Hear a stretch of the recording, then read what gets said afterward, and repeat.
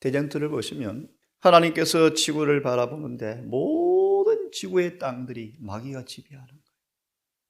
우상 숭배로 마귀가 다 지배하는 거예요. 그런데 팔레에서 뛴 조그만 땅을 마귀가 완전히 지배하지 못했대요. 그래서 주님께서 유대를 선택하셔서 그곳에 메시아가 탄생하셔서 그 조그마한 팔레스틴 땅을 통하여 온 지구에 빛을 환하게 비추어서 마귀의 권세에서 우리를 구원하기 위해서 유대 나라를 택하시고 그 나라에 사람을 하늘에 가는 길을, 구원의 청사진을, 설계의 도면을, 어려운 말로 복음과 율법을 주셔서, 그러므로 그들의 존재 자체가 사단의 왕국의 불편한 심기를 건드리는 거예요. 사단 유대인들을 그렇게 괴롭혔어요. 근데 중요한 사실은 그 손바닥만한 작은 유대인들이지만 그들이 하나님께 충성하는 한 사탄은 괴롭힐 수는 있어도 지배할 수가 없는 능력이 있었거든요. 그런데 이 유대가 그 경계선을 벗어나서 세상과 자꾸 손을 잡으니까요, 유대 교회 안으로 죄가 흘러들어온 거예요. 죄가. 쉬운 말로 거듭난 적이 없는 사람들이 목사가 되고요, 세상을 살아가는 사람이 장로가 되어지고요, 그렇게 교회 안으로 죄가 들어오니까요, 성령은 유대교회를 슬퍼하시며 떠나가자.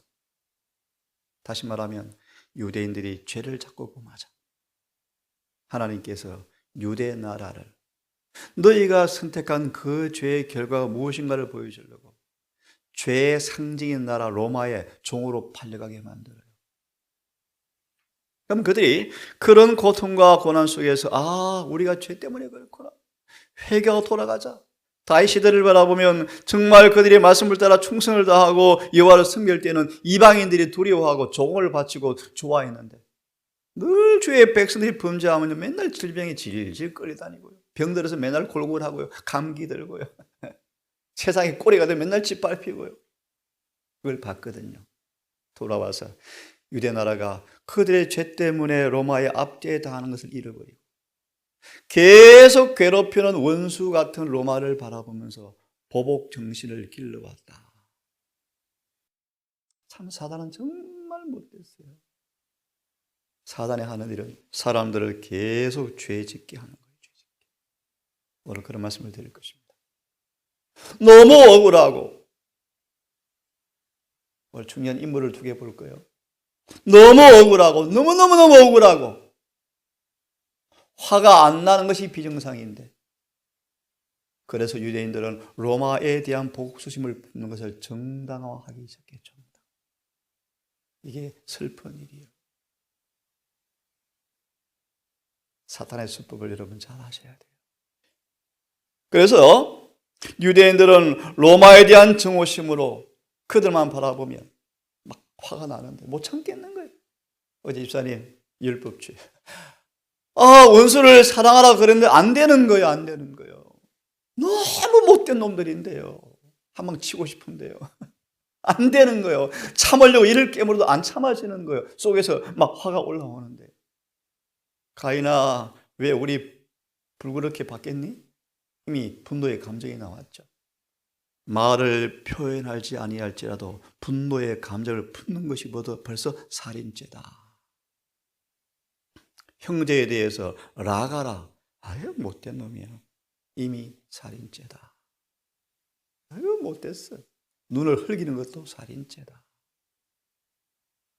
그래서 직장과 가족과 모든 걸 팽개치고 따랐던 11 제자가 예수께서 산상수훈을 선포하자 입에서 신음소리가 새어나오면서, 그러면 누가 구원받아요? 누가?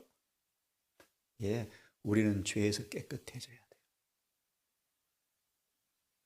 반대로 죄에서 깨끗해질 수 없단 말이 의미는 무슨 말인가? 쉽게 말합니다. 예수님은 무면허 의사야 그런 말이에요. 무면허 의사야 그런 말이에요. 예수님은 하늘에 하나님이 인을 가진 의사예요. 의사. 모든 사람을 죄에서 깨끗게 하는 처방전을 가지고 계신 분이 그분이셔요. 자, 돌아와서요. 그래서 사단은 그들을 너무 괴롭혀서 그들의 마음속에 분노의 감정을 자꾸 심어주어서 오히려 사단은 기뻤다. 기억하세요. 사단은 유대인들의 마음속에 계속해서 분노의 감정을 심어주므로, 잘 들어보세요, 그들을 장차 메시아를 죽이도록 미리 훈련시키고 있었다. 예수님은 이제 그런 그들에게 얼굴을 바라보니까 참 불쌍해요. 팔복산에서 앉아서 수천 명 앉혀놓고 그들의 눈에 눈물과 얼굴에 그들의 뭡니까 소망이 막 번져 나오는데, 빨리 메시아 와서 이 어려운 삶을 청산해 주면 정말 좋겠는데, 저분 메시아 같아. 이야, 이제 로마를 무너뜨리고 그런 기대에 차 있는데 예수께서 뭐라고 그러셔요? 내 원수를 내 몸처럼 사랑하라. 오른밤 때문에 왼밤 돌려대라. 겉옷 달라 그러면 속옷 벗어주라. 오리 가자면 십리 가라. 화가 나는 거예요.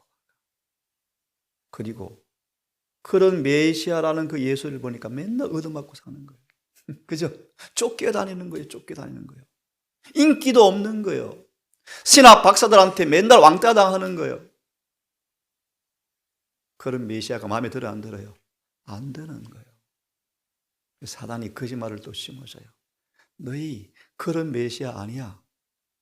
탱크 비행기 가져와서 로마를 팍 무너뜨리는 왕을 주실 거야 라고 속여서 가짜 예수를 손에 쥐어주니까 유대인들이 덥석 받아먹고 그 메시아를 기다려왔는데, 그 메시아와 다른 맨날 얻어맞고 쫓겨다니고 유대인들한테 못 박아 죽이는 그런 메시아가 오니까요, 우리 메시아 아니야, 그걸 차서 그를 죽이잖아요. 오늘 기독교회가 율법을 십자가에 못 박고 있는 일을 통해 똑같은 일을 하고 있어요. 더 확대합니다. 저와 여러분의 삶 속에서 이 진리를 너무너무 좋아하고, 하지만 화를 못 참습니까? 전부 마귀 부하여 거짓말장이에요. 자, 그러면 사무엘상 22장을 좀 펴겠습니다. 예수님은 정말 그들을 바라보면 너무너무 불쌍하신 거예요.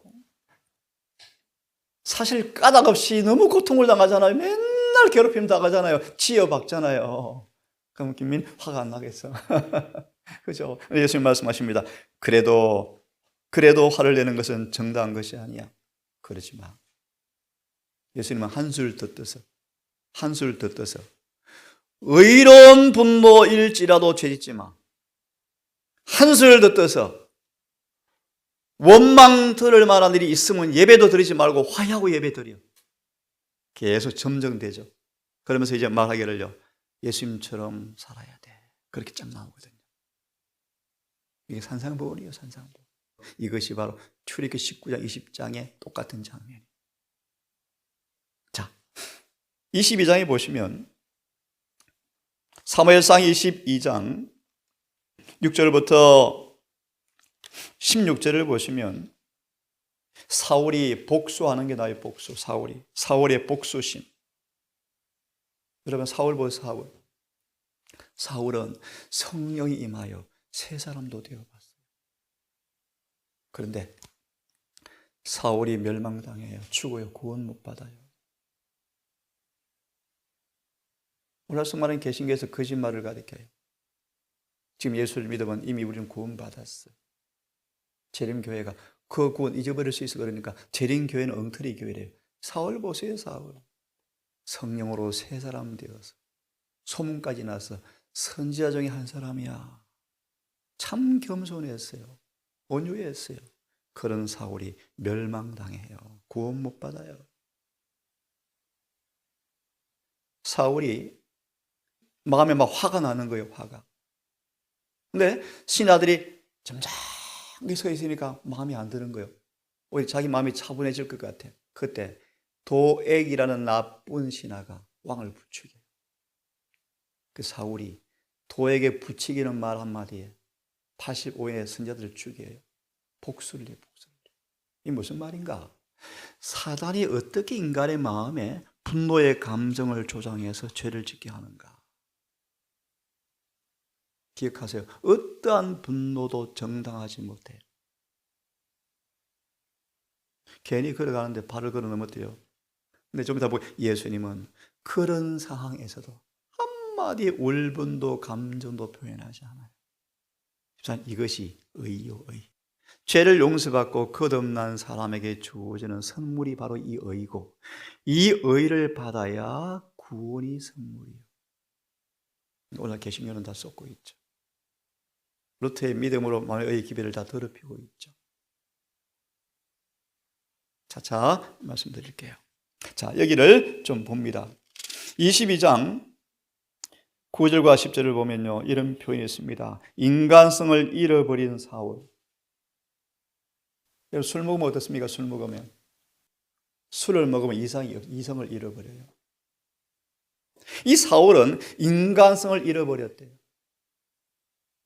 자, 다 읽지 않고 두 번째 문단을 보면, 분노에 활활 타오르는 백열 속으로 사단이 그 영혼을 밀어넣을 수 있었을 때 사탄이 얼마나 기뻐했는가. 쉽게 말합니다. 이 사울을 사단이 뭐 하는 거예요? 성질나게 했을 때 사단이 뭐 했다? 너무 기뻤다. 아, 또 성질나고 있네. 그죠? 어떻게 들어보세요? 오늘 저는 산상수훈을 마무리하면서 의를 위하여 핍박을 받고 악한 말로 거스려 비난을 받을 때 즐거워하라. 그죠? 라고 말씀하시면서 지금 뭘 얘기합니까? 유대인들이 까닭 없이 연고 없이 로마한테 맨날 얻어 터지니까 화가 자꾸 나는 거예요. 참아도 안 되는 거예요. 너무 억울하니까. 그때 주님께서 오셔서 산상수훈을 설교하시는데 그들 말합니다. 내 원수도 내 몸처럼 사랑해야 돼. 돼요, 안 돼요? 안 되는 거예요. 사울 보세요. 진짜 미치겠는데 안 참아지는데요. 그래서 사람들이 칼로 죽이는 겁니다. 그죠? 사단이 활활 타오르는 성질 속으로 백열, 뜨거운 열기를 가리켜요.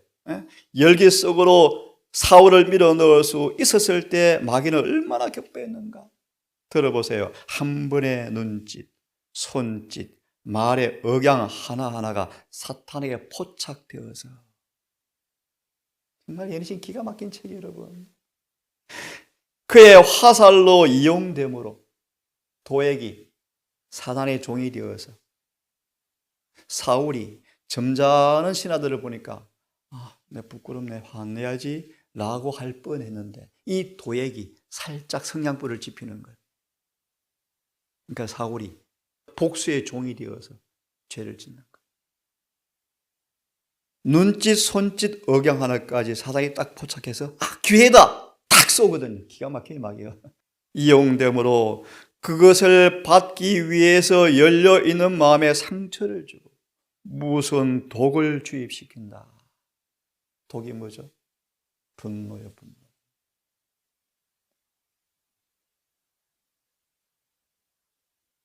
만일 성령께서 우리를 완전히 지배하지 아니하면 소유하시고 그분의 은혜로 우리가 변화되면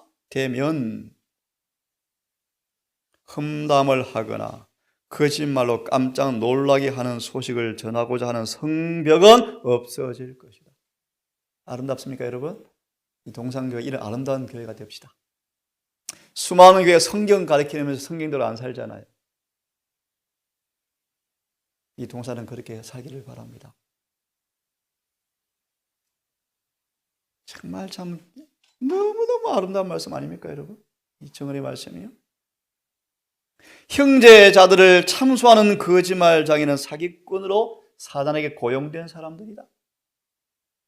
도액은 지옥불에서 나온 불을 사울에게 붙여주었다. 자, 이 말씀 정리합니다. 사단이 유대인들 이렇게 지배해버렸어요. 그죠? 그래서 로마에 대한 분노의 감정을 잘 훈련시켰어요. 마음에 안 맞는 예수를 죽이는데 온 유대가 뭐예요? 한 통속되어서. 그때 도액처럼 바라바가 또 한복해서 가야바가 한복하죠. 그죠? 유대 체교 목사 머리가 도액의 역할을 하면서 예수 잡아 죽이자 라고 목사 우두머리가 말할 때 온 회중이 찬동해서 예수를 못 박아 죽이잖아요. 계시록 1장 7절의 말씀, 볼지어다 구름을 타고 오시리라. 각일의 눈이 그를 보겠고 그를 찌른 자들도 볼 터이요 땅에 있는 모든 족속이 그로 인하여 애곡하리라. 그러하리라. 아멘. 예레시는 말하기를 그를 찌른 자들은 누구인가? 예수님 당시 로마 군병도 포함하지만 마태 10장 오늘날 예수를 믿노라 하면서 그분의 품성을 더럽히는 모든 사람들이 예수를 찌르는 사람들이다. 하나 더 보고 마무리합시다. 이 반대 인물을 보겠습니다. 이 사울을 통해서 화를 내는 것은 너무 당연해 라고 할 뻔했던 이 다윗이 얼마나 변화되어서요 예수님을 대표하는지 보겠습니다. 자, 보십시오. 시편 25편. 시편 25편. 여러분, 신앙이 무엇인지를 교회 가서 예배드리고 찬미 부르고 기도하고 그런 것이 신앙이 아니시라고. 신앙은 한마디로 하나님의 품성을 드러내는 거예요. 그죠? 자, 시편 25편 18절 16절부터 19절까지를 먼저 읽어봅시다. 같이 읽어봅시다. 자, 25편 시작. 주여, 나는 외롭고 괴롭사오니 내게 돌이키사 나를 긍휼히 여기소서. 내 마음이 근심이 많사오니 나를 곤란해서 끌어내소서. 나의 곤고와 환난을 보시고 내 모든 죄를 사하소서. 내 원수를 보소서. 저희가 많고 나를 심히 미워함이나이다. 자, 다윗이 왜 그렇게 환난이 많습니까? 예레시는 그렇게 말합니다. 다윗은 상징적인 사람이다. 다윗은 하늘에 갈 모든 사람들이 겪을 투쟁의 예표 인물이다. 확대해서 정확하게 얘기하면 사단이 가만 안 뒀어요. 왜요? 다윗을 가만두면 자기 머리 깨지거든요.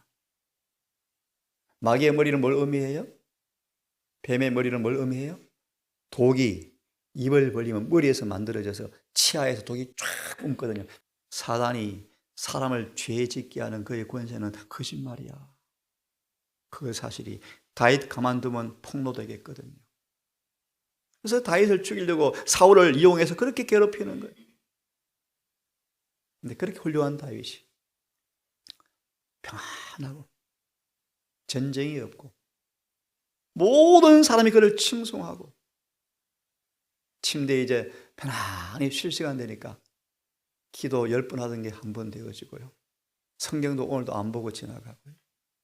점점 원칙의 그 요새가 하나씩 무너지면서 그 다윗이 범죄. 그러다가 혼났어요. 가정이 풍비박산되고 자기는 쫓겨다니고 모든 사람은 다 배신하고 또 그런 맨발로 도망다니다가 많이 울고 회개하고 타락 전보다 더 변화된 모습이 이 말씀인데 보겠습니다. 해보세요.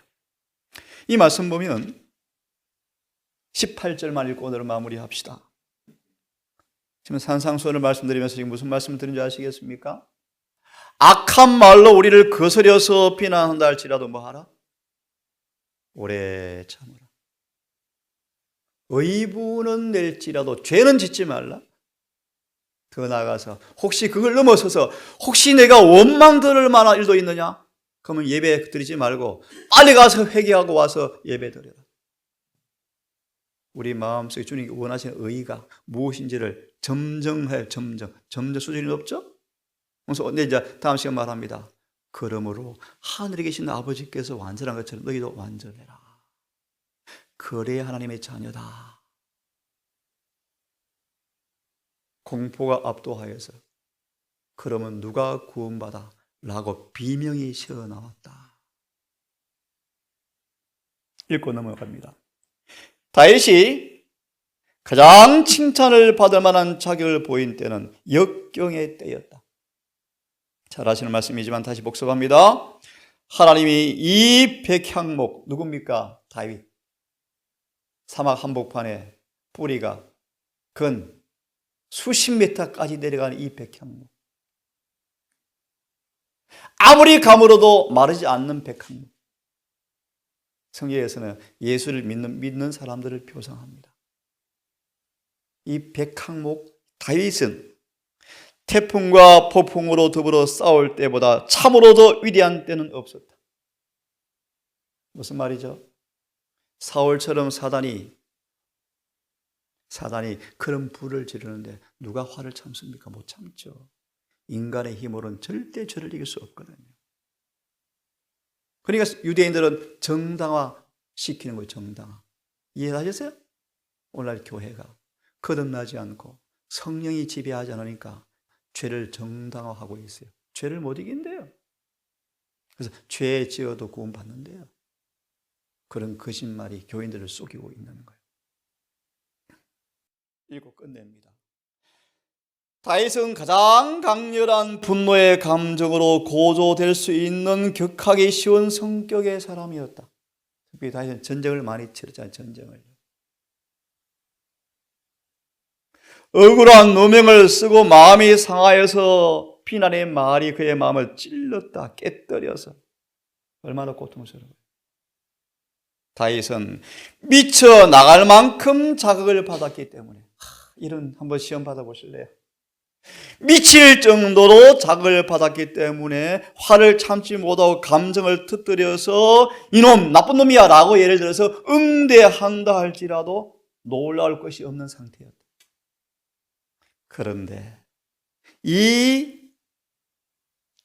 오래 참지 못하는 기질로 길러진 다윗이 이 상황 속에서 예상되었던 이런 표식은 단 하나도 나타나지 않았다. 용서받았거든요. 용서. 거듭났거든요.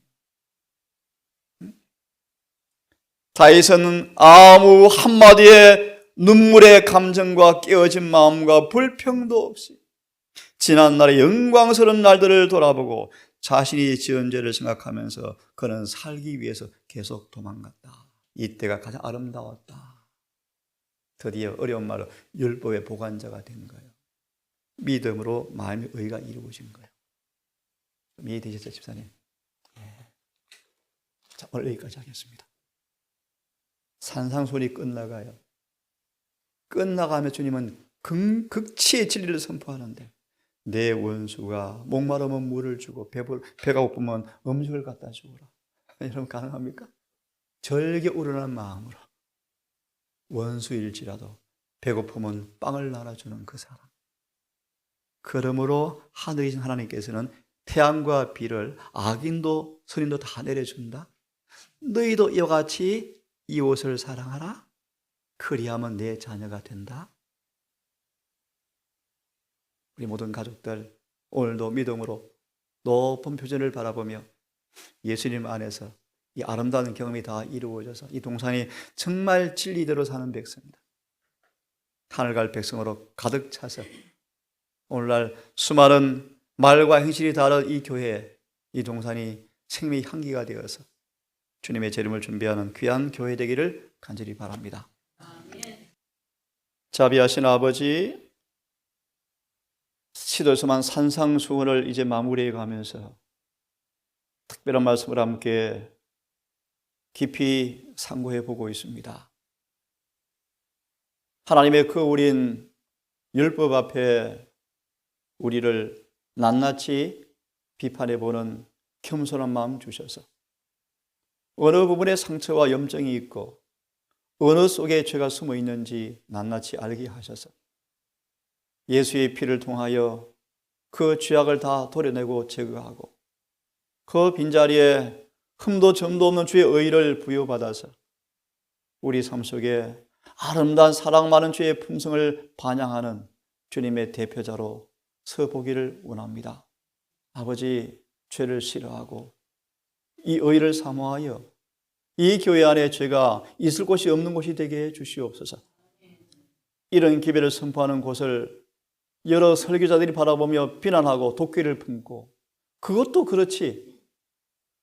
서로 헐뜯는 곳이 된다고 말할 때 주님, 얼마나 주님 얼굴이 불명예를 우리가 안겨드리겠습니까? 주여, 우리 가족들 결심하고 성령을 구하고 은혜를 받아서 이 교회가 정말 서로 사랑하고 하나가 되게 하시고, 진리가 개인마다 가정마다 이루어지는 실천적 신앙이 되게 하셔서 하나님께서 영광 받으시고 이곳에 오순절에 늦은 비에 충만함이 임하는 교회 되게 해 주시옵소서. 아버지, 이곳을 짧게 머물다 오늘 또 오전 함께 대화를 나누고 떠나게 될 한 아들과 또 한 딸을 기억하셔서 이들의 가는 걸음 진리로 띠를 띠게 하시고 성령으로 걸음걸음 인도받게 하셔서 이 세상에 속한 자가 아닌 하늘에 속한 자가 되는 특권을 누리게 하셔서 구원받게 해 주시옵소서.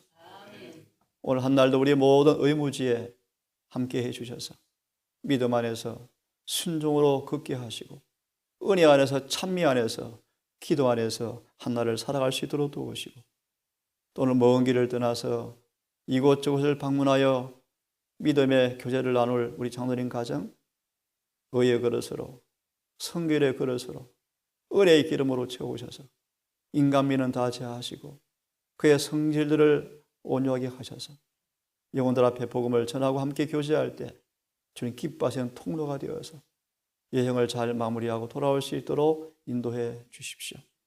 이 모든 말씀 예수님 이름으로 기도합니다.